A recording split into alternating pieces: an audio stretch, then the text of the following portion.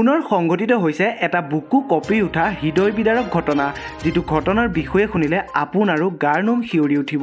এই ভিডিঅ'টিৰ জৰিয়তে আপোনালোকক সবিশেষ জনাবলৈ চেষ্টা কৰিম, গতিকে ভিডিঅ'টো স্ক্ৰিপ্ট নকৰাকৈ শেষলৈকে চাই থাকিব। বৰদিনৰ আনন্দৰ মাজতে এক ভয়ংকৰ পথ দুৰ্ঘটনা। বৰদিনৰ পাৰ্টিলৈ যোৱা বাহন দুৰ্ঘটনাত পতিত হৈ এজন নিহত হোৱাৰ বিপৰীতে আহত হয় 15জনকৈ লোক। ৰাতাবাৰীৰ ভেটাৰবন্দ গাৰৱ পাহাৰলৈ যোৱাৰ সময়তে এখন যাত্ৰীবাহী বাহন নিয়ন্ত্ৰণ হেৰুৱাই বাগৰি পৰে। এই দুৰ্ঘটনাটোত থিতাতে এজন লোক নিহত হোৱাৰ বিপৰীতে 15জনকৈ লোক আহত হয়। লগে লগে অঞ্চলটোৰ ৰাইজে আৰক্ষীক খবৰ দিয়ে আৰু তেওঁলোকে আহতসকলক চিকিৎসালয়লৈ প্ৰেৰণ কৰে। আৰক্ষী উপস্থিত হৈ মৃতদেহ উদ্ধাৰ কৰি মৰণোত্তৰ পৰীক্ষাৰ বাবে কৰিমগঞ্জলৈ প্ৰেৰণ কৰে। প্ৰত্যক্ষদৰ্শীয়ে জনোৱা মতে পথটোৰ কাম নিম্নমানৰ হোৱাৰ বাবেই দুৰ্ঘটনাটো সংঘটিত হোৱাৰ অভিযোগ তোলে স্থানীয় ৰাইজে। বিভাগীয় অভিযন্তা আৰু ঠিকাদাৰে নিজৰ ইচ্ছামতে নিম্নমানৰ কাম কৰাৰ বাবে পথটোত সঘনাই দুৰ্ঘটনা সংঘটিত হৈ আহিছে বুলি স্থানীয় ৰাইজে অভিযোগ কৰে।